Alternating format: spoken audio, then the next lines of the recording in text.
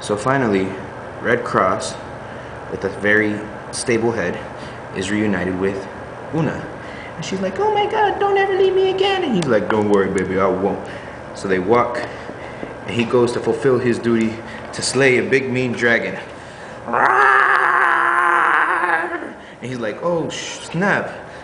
So they fight, and the dragon like hurts him, and he falls into like a well of water, but not without hurting the dragon. The dragon's like, oh God, ah! The dragon's resting for a night.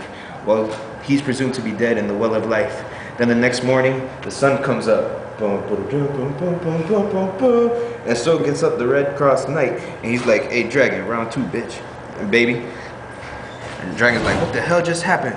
He's like, rawr! And this time, he takes a spike from his tail and hits him in the shoulder. And we'll just assume that it cut off one of his arms. And he falls into a tree set. The dragon's hurt again. He's like, oh man, I'm so hurt. And he's like, rawr! So he's down for another day. Red Cross Knight is presumed to be dead again when all of a sudden the sun comes up again on the 3rd day. It's like dun, dun, dun, dun, dun, dun, dun.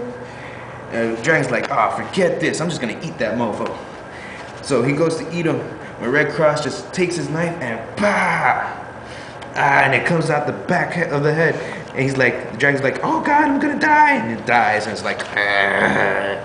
Red Cross goes, yay, I won. And Una's like, oh my God, he won. All my prayers worked. And they go and they celebrate, and there's this big ball. And they're like, yay, hooray. And like they were supposed to like get married so that they could boom, boom, boom with the boom, boom, boom, ayo, ayo. But it didn't happen. He decides that he needs to serve 6 more years under the Faerie Queene. The end.